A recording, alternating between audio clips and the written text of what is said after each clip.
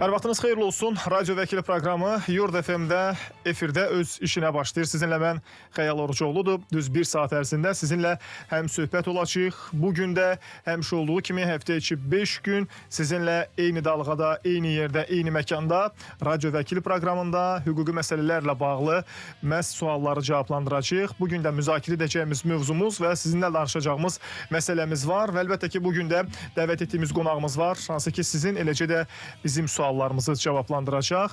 Bugünkü qonağımızı təqdim edim. Ardınca öz suallarınızı yazmaq üçün bizi harda, hansı formada, necə bizlə əlaqə saxlamaq olar, bilənlər bilir, bilməyənlər üçün isə də bir xatırlatma edəcəm. Əvvəlcə keçdalım qonağımıza, daha sonra dediyim məqamları vurğulayacağım. Bugünkü qonağımız Vəkillər Kollegiyasının üzvü Arzu xanım Aliyevadır. Xoş gəlmisiniz, salamlayırıq siz Arzu xanım. Teşekkür ederim. Hoş gününüz olsun. Arzu xanım, bir saat ərzində bizim dinləyicilərimizin sizə ünvanlayacaq sualları olacaq və eyni zamanda bizim də sizinlə müzakirə edəcəyimiz bir mövzumuz var.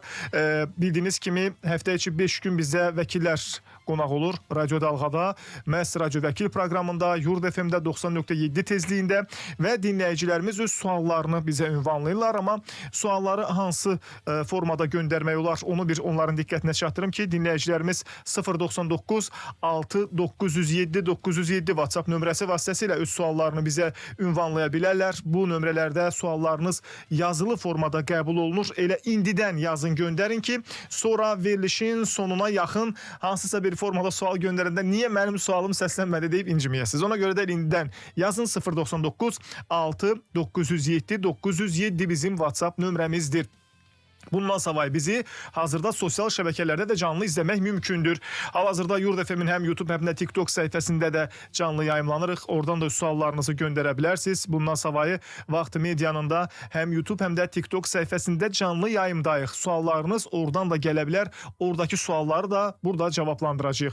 İndi keçdələk bugünkü mövzumuza. Artıq bir neçə dəfə ötən həftələrdə də bizim sosial müavinət, pensiya məsələləri ilə bağlı sırf bu sahə üzrə ixtisaslaşmış vəkillərimiz olub. Arzu xanım da məhz belə vəkillərdən biridir. Təkcə bu məsələ ilə bağlı yox, ümumiyyətlə Arzu xanım universal vəkillərimizdəndir. Hansı ki, bütün suallara cavab verə bilər. Mülki məsələlərlə bağlı olsun, ailə məsələlərlə bağlı olsun, sənədləşmə, hətta cinayət işi ilə bağlı məsələlər olsun və sosial müavinət, pensiya və s. Ona görə də bugün rahat bir şəkildə belə könül xoşluğuyla necə deyərlər, ürəyiniz istədiyiniz sualı hüquqla bağlı bizə ünvanlaya bilərsiniz. 099 6 907 907 WhatsApp nömrəmizdir. Suallar bir daha diqqətinizə çatdırım ki, yazılı formada yazın, göndərin və bizi təbii ki, sosial şəbəkələrdə də izləmək mümkündür. Oradan da suallarınızı göndərin gəlsin. Arzu xanım, başlayaq mövzumuza.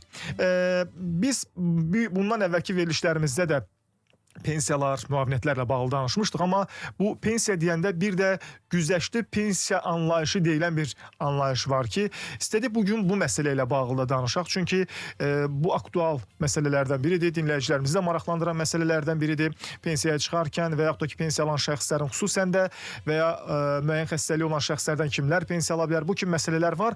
Elə bax, bu məsələlərdən yola çıxaraq, güzəştli pensiya anlayışı, ümumiyyətlə bu nədir və ya kimlərə şamil olunur? Bu barədə zəhmət olmasa bir giriş edək, başlayaq.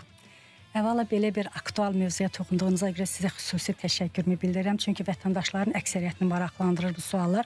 Güzəştli pensiya dedikdə əmək pensiyalar haqqında qanunda bir çox güzəştlər var. Amma mən bugün çıxışımı, müzakirəmizi əsasən güzəştli pensiya hüququ verən peşələrdə çalışanların barədə danışmaq istəyirəm və onların pensiyaları, onların pensiyalarını hesablama qaydası və bu barədə danışmaq istəyirəm. Buyurun. Çünki ən çox suallar gəlir bizə bu mövzuda. Bu barədə deməli Nazirlər Kabinetinin 2007-ci il tarixli qərarı var, 20 yanvar tarixli. Həmin qərarda güzəştli pensiya hüququ verən peşələrin adları sadalanmışdır və həmin deməli və peşələrdə çalışan şəxslər 5 il tez əmək pensiyası hüququna malikdirlər. Yəni 65 yaş kişilərdə onlar 60 yaş 5 il tez pensiyaya çıxa bilərlər. Hazırda 64 yaş yarım qadınlardadır. Qadınlar da yenə 5 il tez 59 yaş yarımda güzəştli şərtlərlə pensiyaya çıxa bilərlər. Bundan əlavə digər güzəştlər var. 50 uşağa qulluq etdiyinə görə 5 il tez çıxa bilər. 5 və daha çox uşağı doğub tərbiyə etməyə görə güzəştli şərtlər var və s. Amma bugün yeni deyirəm, əsasən bunun hər biri bir dəryadır, yəni danışsaq. Amma bugün konkret güzəştli pensiya hüququ verən peşələrdən danışacaq və o barədə olacaq. Ümumiyyətlə, hansı peşələr, baxın, elə sualı konkretləşdirsək, hansı peşələri bu 5 il daha tez pensiyaya çıxmağa imkan verən peşələr adlandırmaq olar? Hansı iş şəraitində çalışan şəxslər bunu əldə edə bilərlər? Məsələn, ağır sənayedə işləyənlər, yeraltı işlərdə, metrolarda, yəni qazma işlərdə, şaxtalarda, neft işlərində, dənizdə işləyənlər, bir çox peşələr var ki, bunlar güzəştli şərtlərlə pensiya verir. Bəs o pensiyaların, deyək ki,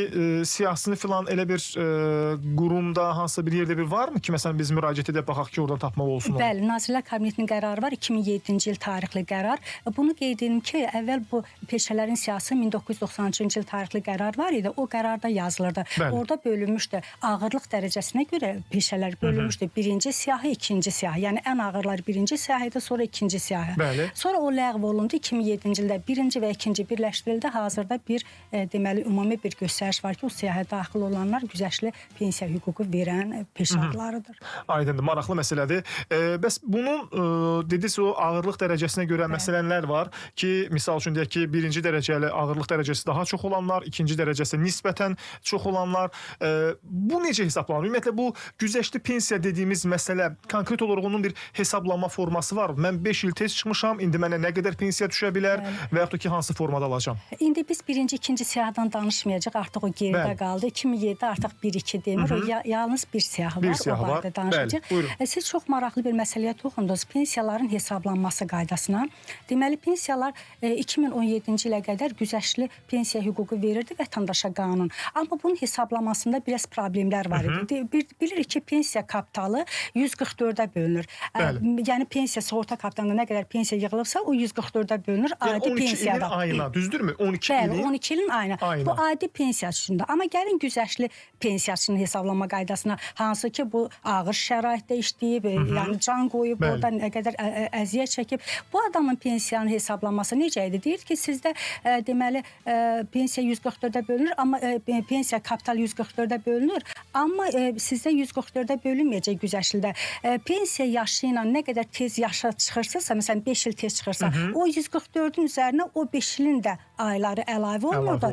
Nəticədə kapital 144-ə yox, 204-ə bölünür. Təsəvvür edin, yığılan kapital 144-ə bölünəndə çox pensiya alacaq vətəndaş, yoxsa 204-ə bölünəndə çox alacaq. Əlbəttə ki, 144-ə bölünəndə çox.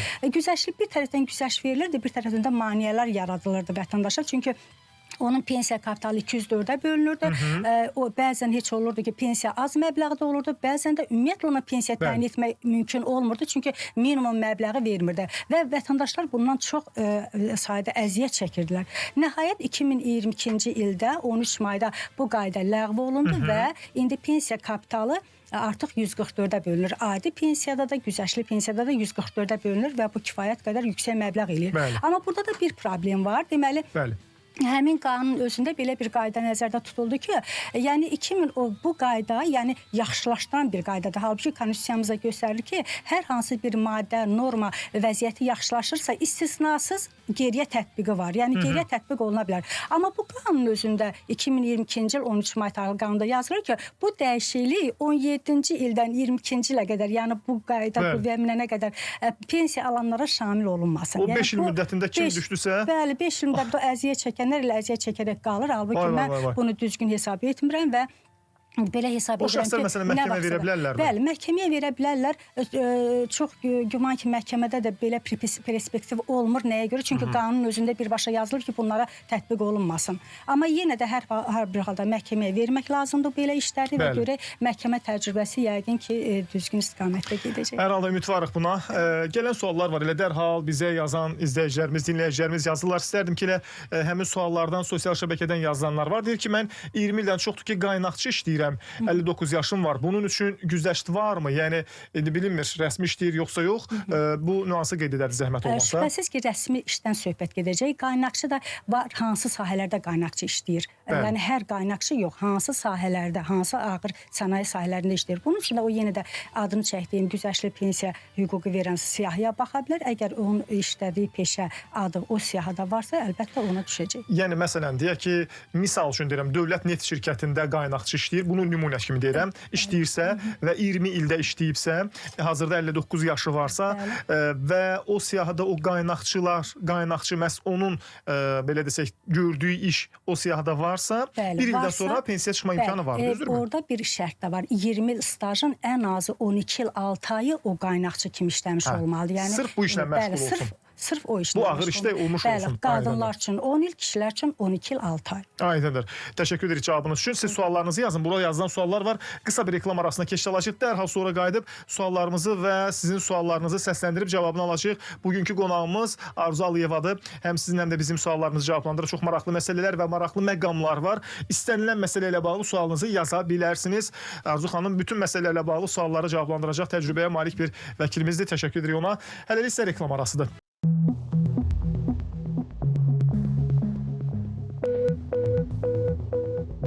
Bəli, radio vəkili qayıtdı, gəldi və efirdə öz işini davam etdirir. Sizinlə mən Xəyal Orucoğlu və bugünkü qonağımız Hüquq Bürosunun rəhbəri Arzu xanım Aliyevadır və o həm bizim, həm də sizin suallarınızı cavablandırır. Ona görə də suallarınızı rahat bir şəkildə kifayət qədər vəkillik sahəsində təcrübəsi olan və bütün sahələri demək olar ki, araşdırıb məlumatlı olan Arzu xanıma öz suallarınızı göndərə bilərsiniz. Arzu Aliyeva bugün bizim vəkil qonağımızdır və dinləyicilərimizdən gələn suallar da var. Arzu xanım, hətta mövzumuzla bağlı bəzən olur ki, dinləyicilərimiz o qədər sual yazırlar ki, biz mövzunun tam detallı müəyyən bir məsələlərini araşdıra bilmirik. Deyir ki, mən birinci qrup gözdən əlil uşağa baxıram.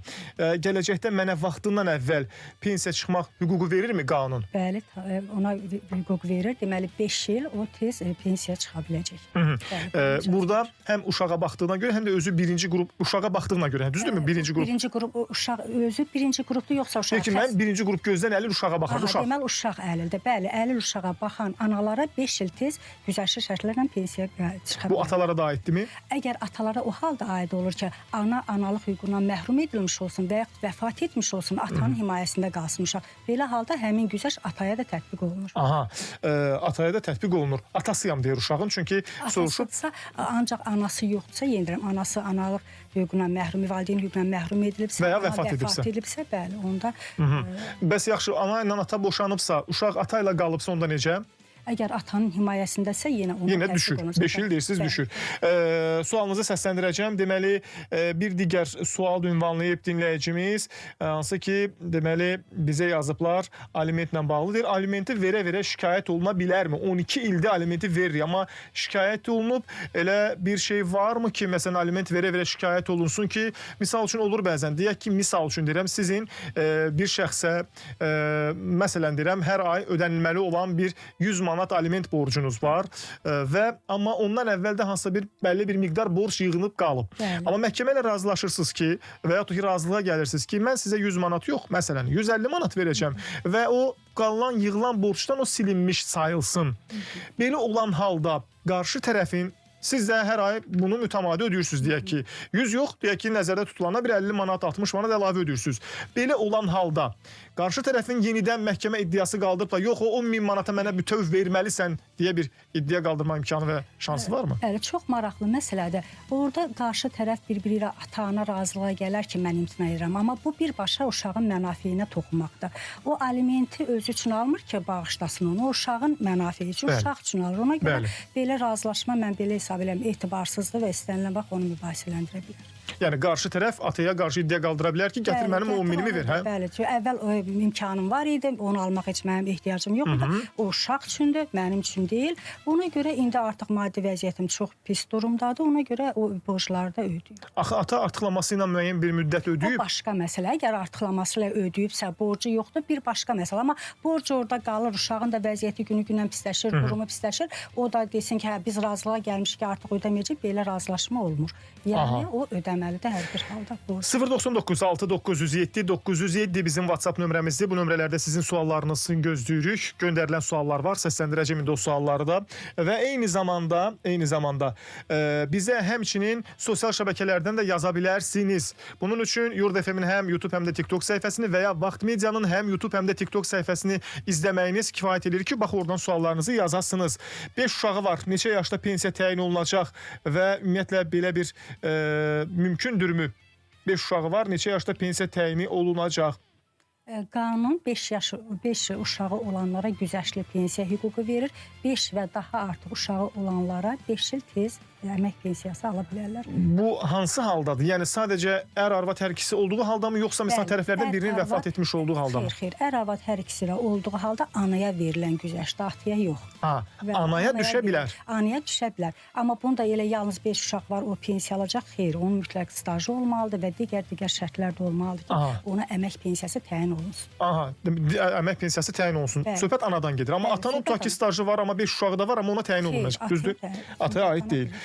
Digər sualda var. Bankla bağlı bir sual ünvanlayıb dinləyicimiz. Deyir ki, bir şəxsin banka borcu varsa və ailə üzvləri 4 nəfərdən ibarətdirsə və rəsmi heç bir gəliri yoxdursa, bu halda hansı addımlar atılmalıdır? Yəni son nəticədə o borc ödənilməlidir, onun başqa bir yolu yoxdur. İndi ola bilər, hər halda o bank o krediti verəndə özü də risk altına atır da. Yəni o bilməli idi kimə verir, bu sabah qayıda biləcək, bilməyəcək. Yəqin ki, bu məsələlər ölçülüb, biçilib, sonra ona kredit ayrılıb, sonradan vətəndaşın vəziyyəti pisləşib. Belə halda həmin bankda problemli kreditlər şöbəsi var. Ora yaxınlaşmalıdır. Ola bilər o kredit ödənişinin aylarının sayını çoxaltmalıdır, məbləği azaltmalıdır və belə razılığa gələ bilərlər. O da qarşı tərəfin hüququdur, yəni vəzifəsi deyil. Ona görə hər bir halda belə uzatma ilə də yenə borcu ödəməlidir. Yəni bunun başqa çıxış yolu yoxdur deyirsiniz. Maraqlı məsələdir. Bir digər sual ünvanlayıb dinləyicimiz deyir ki, deməli 2007-ci ildə gözündən əməliyyat olunub şəxs 2017-ci ildə həkim komissiyasından keçib və hərbi xidmətə yollanıb. 2018-ci ildə hərbi xidmətinin bitməsinə 83 gün qalmış. Həkim komissiyası gözündə yaranan problemlə bağlı onu hərbidən tərxis eləyib. İndi sığorta deyir ki, bəs vətəndaş hərbiyə getməmişdən 10 il əvvəl gözündə problem yaranıb və şəhadətnaməsində isə qeyd olunub ki, xəstəlik hərbi xidmət dövründə yaranıb. Belə olan halda nə edə bilər? Belə olan halda onların imtinası əsassızdır. Həmin gözdə olan 50 baxmayaraq 2007-ci oldu, 17-də olub. 7-də olub, 17-də əsgər gedib. Kəskinləşib və ona görə də onu hərbidən təxris ediblər və belə məlum olur ki, bu hərbi ilə əlaqədardır, onun iş gördüyü işlə əlaqədar olub. Ona görə imtina əsassızdır. Həmin adam o imtinanı mübahisələndirə bilər və hərbi qulluqçu kimi əlillik dərəcəsini ala bilər. Yəni məhkəmədə mübahisələndirmək də mümkündür deyirsiniz. Bəli. Mümkündür deyirsiniz. 099 907 907 bizim WhatsApp nömrəmizdir və öz suallarınızı WhatsApp üzərindən bizə göndərə bilərsiniz. Maraqlı suallar gəlir dinləyicilərimizdən. Bizi sosial şəbəkədə izləyən izləyicilərimiz də var. Onlar da öz suallarını yaza bilərlər. Yurd FM-in həm TikTok, həm də YouTube səhifəsindən, həmçinin Vaxt Medianın da YouTube və TikTok səhifəsindən suallarınızı göndərin. Deyir, fiks maaşım 600 manatdır. 2 uşağım məndən 500 manat tələb edirlər. 2 uşaq üçün başa düşdüm ki, alimentdən gedir söhbət. Və evdə deyir, xəstə var. Tək mən işləyirəm. Bunu necə etmək olar? Belə bir sual soruşur. Bəli, alimentin məbləğindən narazıdır. Amma çox təəssüf ki, burada ona kömək edəcək bir söz də tapa bilmirik. Çünki orada minimum yaşayış məbləği var. 275 hər uşağa görə ödənilməlidir o. Yəni, pensiya aldığı maaşının qədərindən asılı olmayaraq uşaqların alimenti ödənilməlidir. Baxmayaraq evdə xəstə var, baxmayaraq bunun maddi durumu ona imkan vermir. Yəni, hələ ki, belə bu problemi həll edən bir variant yoxdur. Özü onu ödəməlidir. İndi gələcəkdə belə danışır ki, deməli, aliment fondu yaradılsın, oradan ödəniş olsun, sonra həmin şəxsən aliment fonduna pul tutulsun. Amma bu hələ müzakirə olaraq qalır. Çıxış yolu yox. Faktiki olaraq onun başqa bir variantı da yoxdur deyirsiniz. Hətta bir vəkil qonaqlarımızdan biri deyirdi ki, alimentlə bağlı müraciətdə məhkəmə predmetidir, müzakirə gedir və məhkəmə qərarı çıxartdı. Adam əlil idi, birinci qrup əlil və qoluna girib gətirmişdilər. Yenə də aliment qüvvədə qaldı. Məhkəmə müəyyən mənada uşağın bir növ hüququnu valideynindən şəxsən daha üstün bilib alimenti qüvvədə saxlayır. Adətən yəni məhkəmə təcrübəsi bunu deməyə əsas verir. Suallarınız varsa yaza bilərsiniz 0996 907 907 WhatsApp nömrəsində suallarınızı yazılı şəkildə gözləyirik. Yazın gəlsin. Bugünkü vəkil qonağımız Vəkillər Kollegiyasının üzvü Arzu xanım Aliyevadır.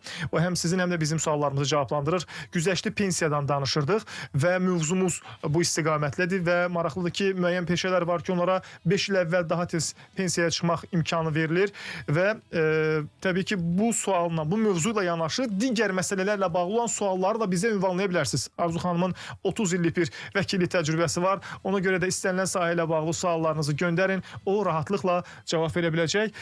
Digər bir sual var. Deyir, bir nəfər iş yerindən özəlləşdirilməmiş 500 kvadrat metr pay torpağını etibarnamə ilə mənim adıma dəyişib.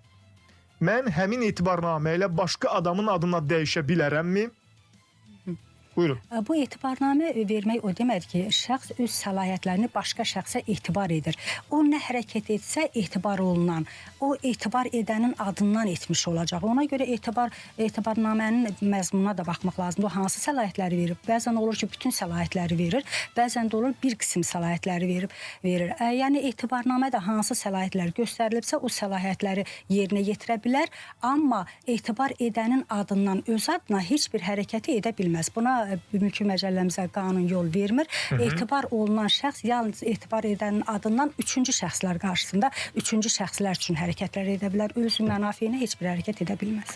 Bəli və bir də sual soruşur ki, deyir, telefon zəngi vasitəsilə etibarnamə vermək olarmı? Telefon zəngi, yəni asan xidmətə müraciət edə bilər. Yox, yəni məsəl üçün, yəni belə bir... Xeyr, belə zəng eləsin ki, məsələn etibar etdim, bəli. Ona deyirlər tapşırıq müqaviləsi. O hər hansı bir işi tapşıra bilər.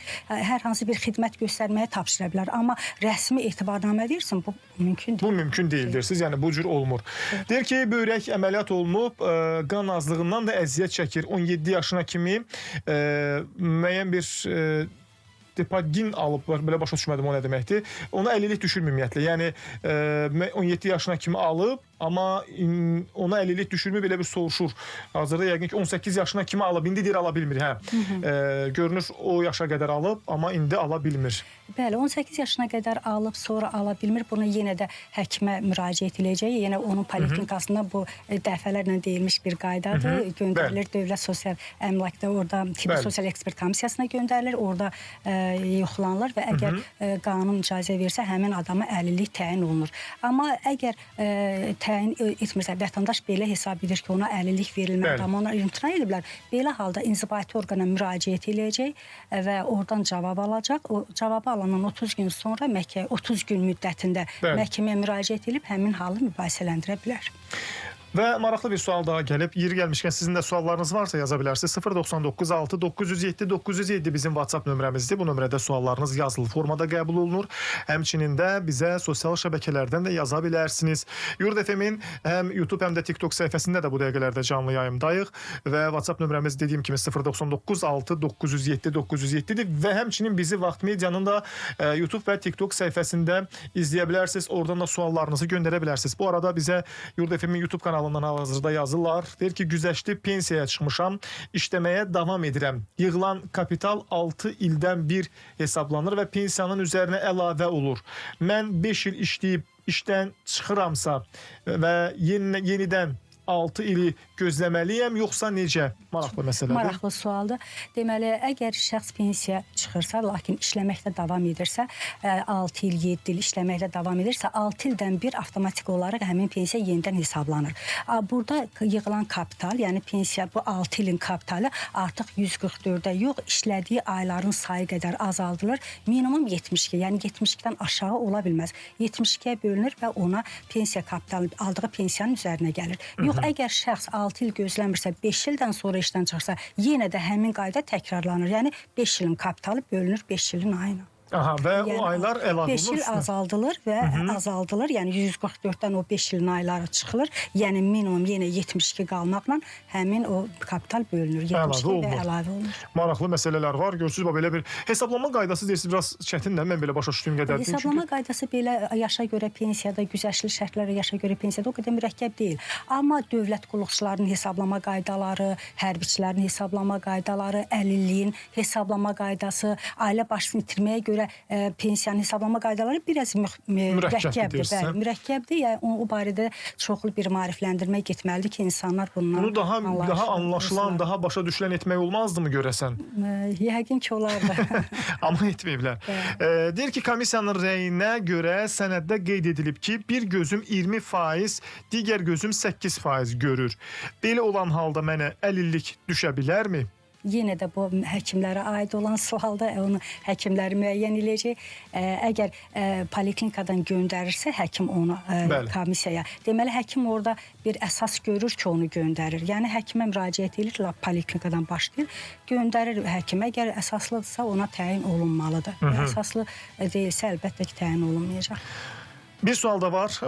Dinləyicimiz yazıb bizə WhatsApp üzərindən. Sizin də suallarınız varsa yaza bilərsiniz. 099 6 907 907 bizim WhatsApp nömrəmizdir və sualları burada yazılı formada qəbul edirik və eyni zamanda sosial şəbəkələr üzərindən də suallarınızı bizə yaza bilərsiniz. Bunun üçün nə etmək lazımdır? Sadəcə olaraq bizi sosial şəbəkədə izləmək lazımdır və salam. Və Vaxt Medianın həm YouTube, həm də TikTok səhifəsini izləyirsiniz. Oradan da suallarınızı yazırsınız. Radio Vəkili proqramında bugünkü qonağımız Arzu xanım Aliyevadır. Sizin və bizim suallarımızı cavablandırır. Mövzumuz güzəştli pensiyalarla bağlı olan bir məsələdir və həmçinin də sizi maraqlandıran digər məsələləri də Arzu xanım rahatlıqla cavablandıra bilər. O bir növ bu sahənin universal vəkillərindən biridir. Bütün sahələr üzrə çalışıb, vəkilliyin edib. Ona görə də yazın gəlsin, biz də burada sualları səsləndirək. Deyir ki, mən belimdən əməliyyat olmuşam, 6 implant qoyulub. Mənim üçün pensiya düşürmü? Çox xahiş edirəm. Sualına cavab verin. Cavab verməyə çalışacağıq. Bəli, bu tibbi məsələdir. Bunun üçün tibb məntəqəsinə müraciət edirsiniz. Düzdürmü? Və poliklinikaya müraciət edirsiniz. Öz yaxınlığında və oradan ona göndəriləcək. Forma 88 deyilən bir məsələ, bir sənəd var, o göndərilir və tibbi sosial ekspert komissiyası rəy verir. Olar, olmaz. Bəli.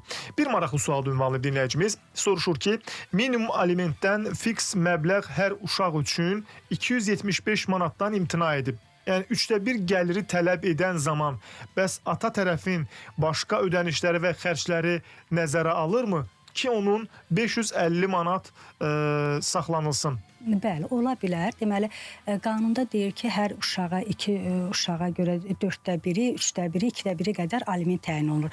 Baxır, ola bilər ki, vətəndaşın əmək haqqısı elə məbləğdədir ki, bu ki, 2də bir hissə almaq onun üçün sərfəli deyil. Çox az məbləğ alınır. Onda iddiaçı tərəf həm əmək haqqının, tutaq ki, 2də bir hissəsini, əgər 3 uşaqdırsa, 2də bir hissəsini və gələn digər gəlirlərdən sabit məbləğdə aliment tələb edəcək. Yəni, həm əmək haqqının müəyyən hissəsini, 3də 1, 2də 1 hissəsini və yaxud da ki, qalan gəlirlərindən sabit pul məbləğində. Məsələn, sabit pul məbləği artıq konkret müəyyən olunur. 100 manat, 200 manat, 500 manat və s. İki növdə də ala bilər. Həm əmək haqqından, həm də sabit pul məbləğindən. Və o artıq minimum alimentin ödənişlərini gəlib ödəyir. Əgər yenə də təkrar edirəm, əmək haqqısı o minimum ödənişləri təmin etmirsə. Aydındır. Deyir ki, 10 ildə ikinci qrup əlillik alıb, belə başa düşüm ki, pensiya alıb, sonra deyir, üçüncü qrup eləyiblər. Bu necə olur? Yəni bu prosedur necə belə dəyişir? Bəli. Ola bilər ki, şəxsə sağalma olsun, o 2-ci dərəcədən 3-cü dərəcəyə keçirilsin. Ola bilər, bu adi bir haldır. Əgər şəxs yenə də deyirəm, hesab edirsə ki, ona düzgün müəyyən olmayıb, çünki o dərəcələrin, pensiyaların hesablanma qaydaları müxtəlif olur. Yəni ona görə vətəndaşa əlverişli olmaya bilər və o belə hesab edirlər ki, o 3-cü qrup olmalı deyil, 2-ci qrup olmalı. Onda bu qrupla əlaqədar məhkəmə mübahisəsi aça bilər və mübahisələndirə bilər. Deyir ki, mən yeni tikili binada yaşayıram, pensiyaçıyam, yaşa görə mən bələdiyyəyə pul ödəməliyəmmi? Yəni yaşa görə pensiyadadır hazırda. Bələdiyyə deyir, pul ödəməliyəmmi? Həm də deyir, şəkər xəstəsiyəm və bu istiqamətə soruşur ki, yəni belə heç bir başqa bir gəliri yoxdur. Bu vergi məcəlləsinin həll olunan məsələdir. Artıq belə əmlak vergisinin yığılmasını vergi qanunvericiliyi ilə bələdiyyələrə tapşırılmışdır. Bələdiyyələrin səlahiyyətinə aiddir. Çox təəssüf ki, burada pensiyaçıların əksəriyyəti elə bilirlər ki, onlar azaddılar əmlak ödənişini. Amma azad deyirlər. Vergi məcəlləsinə görə o məbləğ azaldıla bilir. Bilirsiniz ki, hər zonanın özünün ödəniş məbləğləri var, ayrı-ayrı zonalara görə və orada 30 manat azaldılır. Burada tutaq ki vətəndaşın adına bir yox, bir neçə əmlak var. Hər əmlakdan 30 manat azaldılmır. Ümumi əmlakın dəyəri götürülür və ödənilən məbləğdən 30 manat azaldılır və ödəməlidir son nəticədə. Ödəməlidir. Yəni bu bir növ öhdəlikdir bir vətəndaş olaraq deyirsiniz. Bələdiyyə və çek filan verməlidirmi ona görə? Bəli, əlbəttə mütləq ödənişə görə qəbz verilir və əsaslandırsın ki, sabah bu ödəniş edilir. Ödəniş edilir. Digər bir sual var, bizə hal-hazırda yazıblar. Deyir ki, 24 il 6 ay iş stajım var. 12 ilini rentgen tibb bacısı kimi işləmişəm. Mənə pensiya nə zamandan düşə bilər? Yəni o güzəştli pensiya ona da şamil oluna bilərmi dinləyicimizə? 24 il deməli əgər onun işlədiyi iş güzəştli siyahıda varsa işin adı, onda ona 20 il kifayət eləyir və 10 ilin əgər 10 ilini həmin o güzəştli işdə işləyibsə. 12 ilini rentgen şüasında ya rentgendən işləyib. İndi onu rentgendən bilmirik. Rentgendə işləsə belə o güzəştli siyahıda var adı yoxsa yox. Əgər adı varsa o 12 il yox, hətta 10 il nə vaxt ki tamam olur, o vaxtdan onun hüququ yaranır ki, pensiya çıxsın güzəştli şərtlərlə. Yəni 65-də yox, misal üçün deyək ki də. Hə, 65 olsa qadınlar ki, qadın sual verir. Xanımdır deyəsən. Xanımdırsa onda heç indi 65-dən danışa bilmərik, çünki 64 yarımda, ondan 5 il çıxanda artıq ona güzəştli şərtlərlə pensiya təyin oluna bilər. Suallarınız varsa siz də yaza bilərsiniz. Biz də burada səsləndirək, yazın görək. Siz bir yeri gəlmişkən siz sualı necə yazırsınızsa, hansı formada yazırsınızsa biz də o sual qədər cavab verə bilirik. Yəni suallarınız hansı formadadırsa onun kənarına çıxa bilmirik. Bəzən olur ki, işin hallarından asılı olaraq, detallardan asılı olaraq Arzu xanım təcrübədə bunu daha gözəl bilir. Görürsünüz ki, dərhal dəyişdi, fikir dəyişdi, yanaşma dəyişdi və hansısa bir məqam deyək ki, gözdən qaçıb, o dəyişdi. Bax ona görə də bu cür nüanslar var. Və əgər icazə versəniz, mən bir məsələni nəzərinə çatdırardım, dinləyicilərimiz üçün də hesab edirəm ki, maraqlı olar. Bu 25 il staj məsələsi. Qanunda belə bir maddə var, deyir ki, əgər 2018-ci il yanvarın 1-nə qədər vətəndaşın pensiya kapitalında hər hansı bir ödəniş varsa, pensiya kapitalında, sığorta kapitalında hansı kart var vətəndaşların, orada əgər hər hansı bir məbləğ yığılıbsa, 2006-cı ilə qədər olan staj o adama 25 il hesablanır. Təsəvvür edin ki, bu da müəyyən dərəcədə bir narazılıqlara səbəb oldu. Deyir, mən 20 il işləmişəm, 25 il, amma mənim bir başqası isə 2018-ci il, 2006-dan 18-ci ilə qədər 10 manat kapital yığdı, ona 25 il verirsən, amma mənim bir ilim çatmır 2006-ya qədər. Ona artıq mən pensiya təyin olunmur. Yəni bu da biraz narazılıqlara səbəb oldu, amma belədir. Yəni 2018-ci il yanvarın 1-nə qədər vön hesabı açdırıbsa və sığorta kapitalına 1 manat belə kapital yığılıbsa, həmin adama 25 il bağışlanır və o 25 il stajı olan vətəndaş kimi ona əmək pensiyası təyin olunur. Amma yox, əgər 2006-dan 18-ə qədər heç bir kapitalı yoxdursa və onun da 25 il stajı yoxdursa, onda əlbəttə ona pensiya təyin olunmayacaq. Maraqlı məsələlər var və siz demiş, belə bir qarışıq və ziddiyyətli təşkil olunan illərə görə dəyişən məqamlar da var ki, təəssüf ki, belə halla biz vətəndaş olaraq qarşılaşırıq bir növ. Az əvvəlki dinləyicimiz yazıb ki, orada nüans əslində bundan ibarətdir ki, dinləyicimiz 550 manat belə anladım ki, hər uşağa görə 275 manat olmaqla 2 uşağa görə pul ödəyir. 550 manat, belə anladım. Və indi deyir ki, lakin deyir, qarşı tərəf, yəni ana razılaşmır ki, xeyr, məvacibin 3də 1-i ödənməlidir. Bilmirəm, indi bu məvacib nə qədərdir? Bəli, ola bilər. Yəni, o demək deyil ki, uşaq minimum almalıdır. Əgər qarşı tərəfin gəliri, qazancı daha yüksəksə, onda iddiaçı tərəfin hüququ var ki, o ondan daha yüksək məbləğdə tələb etsin alimenti. Yəni, o tələb edə bilər? Bəli, edə bilər. Bir maraqlı sual da var. Deyir ki, əgər kişi 3-cü qrup əlildirsə, heç bir yerdə rəsmi yerdə işləmir, tək gəliri pensiyadır, 3 uşağı var, ona nə qədər aliment kəsilə bilər? Çox təəssüf ki, belə gəlirin az olmağı alimentdən yaxa qutarmaq üçün əsası olmur. Yəni, nə qədər pensiya alsa, pensiya almasa, sosial müavinət alsa belə, yenə də o alimenti ödəməlidir. Yəni ki, alimentin düşünmə məsələsi necə olur burada? Yəni minimum mu götürülür, yoxsa deyək ki, pensiyasının aldığı dəyərin mi 3də 1-i götürülür 3 uşağa görə? Artıq pensiya orada nəzərə alınmır. 3 uşağa görə minimum ödəniş nə qədərdirsə, o qədər də ona aliment öhdəliyi qoyulur. Bir də Arzu xanım, bir məsələni də soruşum. Bu aliment məsələsində, yəni şəxsin heç bir yerdən gəliri yoxdursa, rəsməndə ilə qeyri-rəsmidə, burada minimum necə hesablanır? Deyək ki, 3 uşağa görə minimumun 246 manat və 246 manat, 3 3 dənə 246 mı yoxsa necə? 275-də hazırda. Ona Hazırda? görə 3 dənə 275 manat. Yəni adam heç yerdə işləməsə belə təxminən bir 700 manatdan çox pul ödəməlidir. Çox təəssüf ki, tənzimlənmir. Belə mən başa düşürəm. Bax, əlildir, heç bir imkanı yoxdur, gəliri yoxdur. Buna da nəsə bir qanunda güzəşt olmalıdır. Amma təəssüf ki, o hissədə qanun susur, yəni güzəşt vermir. Deyir ki, sən alimenti ödəməlisən. Amma aliment fondu olsa, bir dövlət də müdaxilə eləsə bura, yəni heç olmasa onun vəziyyətini nəzərə almaq olar o əlilin ki, pensiya, deməli, alimentin müəyyən hissəsini özü ödəsin, müəyyən hissəsində aliment fondundan ödənsin. Amma hər bu yoxdur. Yəni ona görə bütün o öhdəliklər vətəndaşın üzərində. Şəxsin üzərində qalır, bəli. Bir digər maraqlı sual var. Deyir, mənim deyir, gözlərim çox zəifdir, eynəklə idarə edirəm özümü.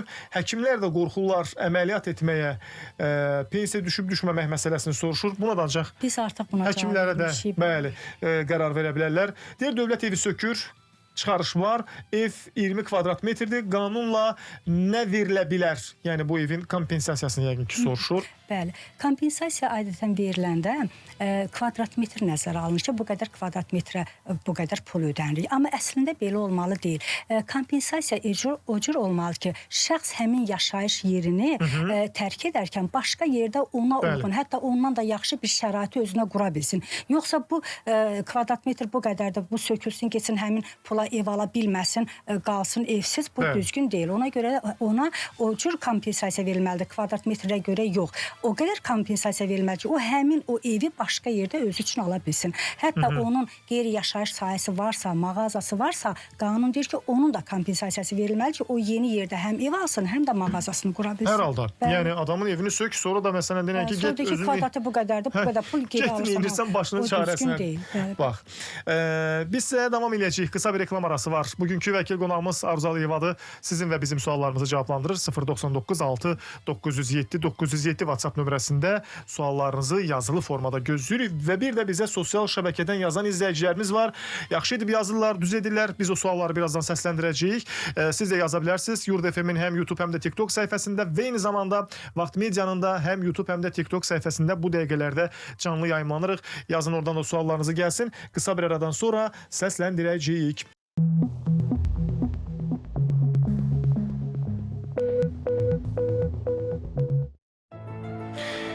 Davam edirik ki, sizin suallarınızı cavablandıraq. Davam edirik ki, Radio Vəkildə hüquqla bağlı sizdən gələn məsələləri işıqlandıraq və birlikdə maariflənək. Bugünkü vəkil qonağımız qeyd edim ki, Arzu Əliyevadır.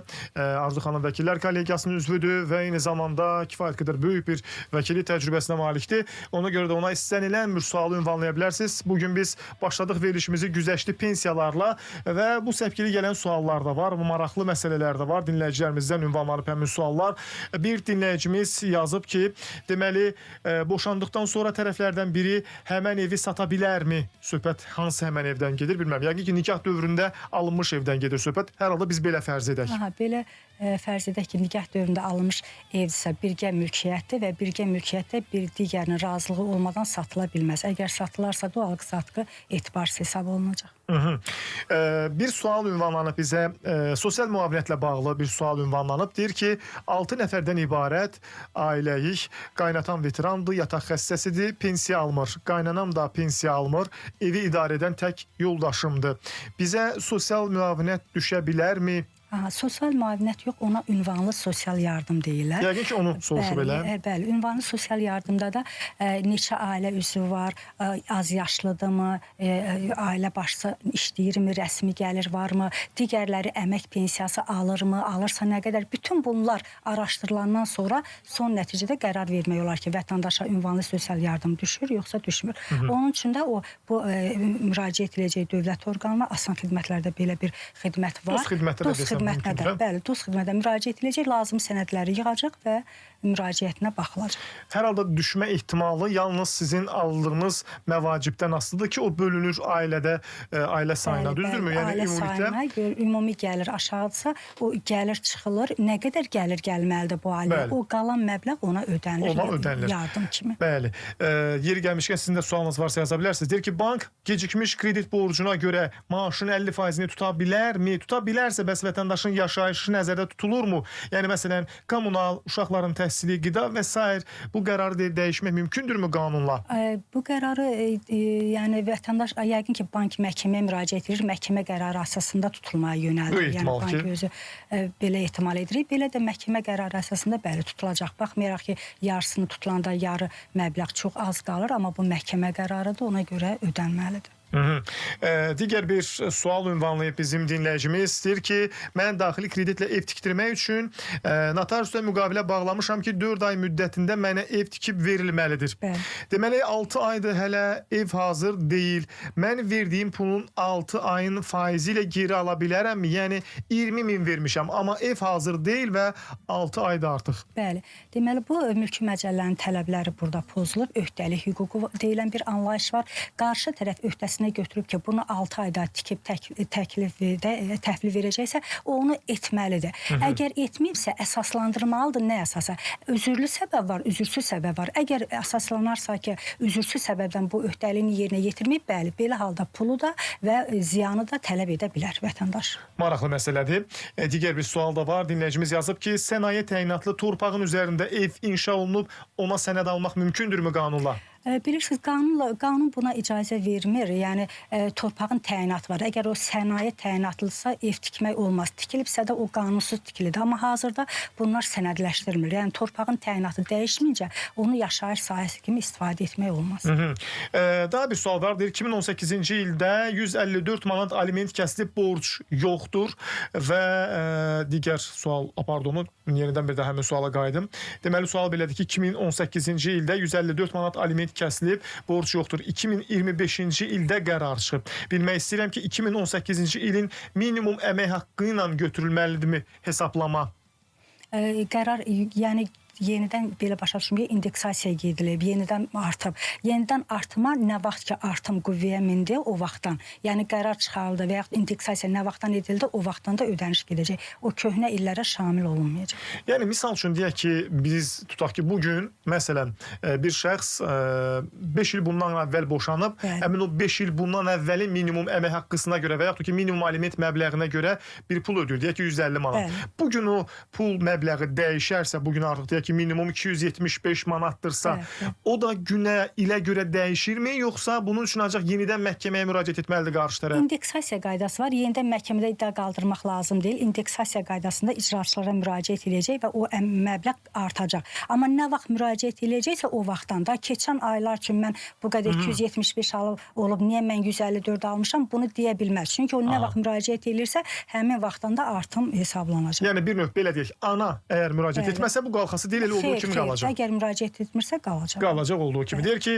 ata torpaq sahəsi var, atanın torpaq sahəsi var, 5 evladı var, hamıya verib. Mənimkini vermirlər. Anam sağdır, atamsa vəfat edib. Bunu necə qanunla tənzimləyə bilərəm? Bu çox bir mühüm məqama toxundular vərəsəlik haqqında qanuna. Deməli, vərəsəliyin, mirasın bölünməsinə burada qanunda çox böyük dəyişikliklər olub. Yəni, nə vaxt vəfat edib onu desəydiniz, nə vaxt vəfat edib? Atanın vəfatını yazmayıb, ata vəfat edib sadəcə. Deməli, vəfat edir artıq indi. Əvvəl qanunda belə idi ki, vəfat edəndən sonra siz gedib mütləq müraciət etməliydiniz notariusa ki, mən mirası qəbul etdim. 6 ay müddətində. Əgər qəbul etmirdinsə, artıq siz demək olar ki, mirasdan məhrum olurdunuz. Amma indi qanun dəyişib, artıq vəfat edən vaxtdan sizin orada miras payınız var. Qəbul etsəniz də, etməsəniz də siz onu qəbul etmiş hesab olunursunuz və artıq siz mülkiyyətçisiniz. Ona görə həmin adam müraciət edib öz payını ala bilər. Aydındır. Yəni, vərəsəlik qaydasında atanın övladıdır. Bəli, vərəsələr narazılıq edərsə məhkəməyə müraciət edəcək. İkinci dəfədir ailə qurandan sonra alimenti artıra bilərəmmi? Ailə qurduğuma görə bəs alimenti kəsə bilərlərmi, mümkündürmü? O uşağın haqqıdır. Ona görə ananın və yaxud da atanın ikinci dəfə ailə qurmağının alimenti heç bir aidiyyəti yoxdur. O alimenti alacaq. Amma ananın və yaxud da ki, atanın uşaq kimin himayəsindədirsə, onun vəziyyəti yaxşılaşarsa, qarşı tərəf, aliment ödəyən tərəf, yəni bunu qaldıra bilər bu məsələni ki, bax, indi onun vəziyyəti yaxşıdır, belə bu şərtlərlə görə mənim alimentimin məbləğini azaldım və yaxud da ki, alimentə onun artıq ehtiyacı yoxdur. Bu məsələləri tərəflər mübahisələndirə bilər. Bir dinləyicimiz yazıb, hər halda bunu bir məlumat kimi yazıb ki, bu halda necə olacaq? Deyək ki, 2026-cı ildən hərbi qulluqçular pensiyaya çıxarkən onların təminatı, xərclikləri yox, ancaq vəzifə və rütbə pulu ilə hesablanacaq deyə deyirlər. Və əgər heç bir yerdə bu vaxtda rəsmi olaraq deyilmirsə və qanunu çıxarsalar, mən məhkəməyə müraciət edə bilərəmmi? Hazırda belə dəyişiklik yoxdur. Ona görə onların bütün aldıqları ödənişlər təminat xərcləyəninə daxil edilir. Bütün ödənişlər. Əgər çıxarılarsa qanunla çıxarılacaq. O da hələ belə bir qanun yox, yəni qanunvericidə belə bir hal hələ ki müşahidə olunmur, yoxdur. Ona görə də tikinti işləri görmüşəm, pulumuzu vermirlər. 4 dəfə məhkəməyə gəlmədilər. Qarşı tərəf hakim qərar çıxartmaq məsələsini soruşur ki, bax tikintidə işləyib, pulunu verməyib. 4 dəfə də məhkəmə prosesi olub, amma məhkəməyə də gəlməyiblər. Belə olan halda bu belə desək ki, zəhmət çəkmiş, əziyyət çəkmiş ustalar neynəsinlər? Belə halda məhkəmə iş icraata qəbul edib. Məlum olduğu kimi qarşı tərəf, cavabdeh tərəf gəlməsə belə, məhkəmə əgər iddiaçı qarşı tərəfin iştirakı olmadan məhkəmə prosesinin keçirilməsinə, davam etməsinə etiraz etmirsə, qarşı tərəfin iştirakı olmadan da məhkəmə işə baxıb qərar qəbul edə bilər. Aha. Digər bir sual da var. Deyir, mənim adımda maşın vardı, təzə satmışam. Maşını keçirmişəm alanın adına. İşim 2 gündən sonra gedəcək boşanmaya. Məhkəmə maşını geri qaytara bilər? Orada digər bir məsələ var, əmlakı vicdanlı əldə edən. Axı o alan bilmir də bunlar boşanılacaqlar, əmlak davası olacaq. O artıq vicdanlı əldə edən. Vicdanlı alıcıdır. Bəli, vicdanlı alıcıdır. O avtomobilin geri qayıtma şansı yoxdur. Sadəcə pul məsələsində tərəflər mübahisə edə bilər və razılığa gələ bilərlər. Yəni məhkəmə iş belə desək, bu müəyyən alqı-satqıdan sonra baş tutubsa, alanın da günahı yoxdur, satan da artıq satıb. Bunu yenidən iddia qaldıra bilər mi? Bəli, iddia qaldıracaq, ancaq əmlakı alacaq. Deyəcək ki, məsələn, sən satmısan, o pulu aliyə sərf etməmsən, mən də görməmişəm və ona görə o məbləği, özünə çatan məbləği tələb edə biləcək. Amma avtomobili yox, çünki avtomobili o satıb, əmlak vicdanlı əldə edən də onun artıq mülkiyyətçisi də onu geri qaytara bilməz. Amma pulunu ala bilər. Son bir sualı səsləndirəcəm, ona da yekunlaşdıracaq. Çünki dinləyicilərimizdən gələn suallar bir xeyli çoxdur, amma bizim vaxtımız o deyil. Deyir ki, mənim qaynatam evdə, mən qaynatamın evində qeydiyyatım var. Məcburi köçkündür, Laçına köçüblər. Dövlət birbaşa deyir, onun qeydiyyatda payım varmı? Yəni köçüblər, həmin o dövlətin verdiyi evdə də deyir, mənim bir payım varmı? Yaşayış yeri və olduğu yer üzrə qeydiyyat haqqında qanuna əsasən qeydiyyat heç bir hüquqa əsas vermir. Qeydiyyat sadəcə qeydiyyatdır. Yəni o mülkiyyət hüququ versin, yaşayış hüququ versin, bu hüquqları vermir. Yəni o adamın həmin evdə payı yoxdur. Yəni başqa bir evə köçübsə, bu artıq o qeydiyyata aid olmayacaq. Xeyr, o istifadəçidir. Yəni istifadə kimi qalır. Yəni əgər mülkiyyətçi desə ki, mənim evimi boşalt, yəqin ki, o boşaltmalıdır. Təşəkkür edirəm sizə Arzu xanım. Minnətdaram. Çox sağ olun. Bütün suallarınızı cavablandırdınız. Çox ətraflı, geniş formada və düşünürəm ki, dinləyicilərimiz üçün də maraqlı oldu. Suallarınız qaldısa, səsləndirmədiksə, imkanımız, vaxtımız çatmadısa, sabah mütləq eyni vaxtda bizi dinləyin. 0996907 907 WhatsApp nömrəsini yaza bilərsiniz və yaxud da ki, bizi sosial şəbəkələrdən də izləyib oradan da suallarınızı göndərə bilərsiniz. Radio Vəkil proqramında bugünkü vəkil qonağımız Arzu Aliyeva idi. Sizinlə mən Xəyal Orucoğlu idi. Sabah eyni vaxtda eşidilərik. Hələlik.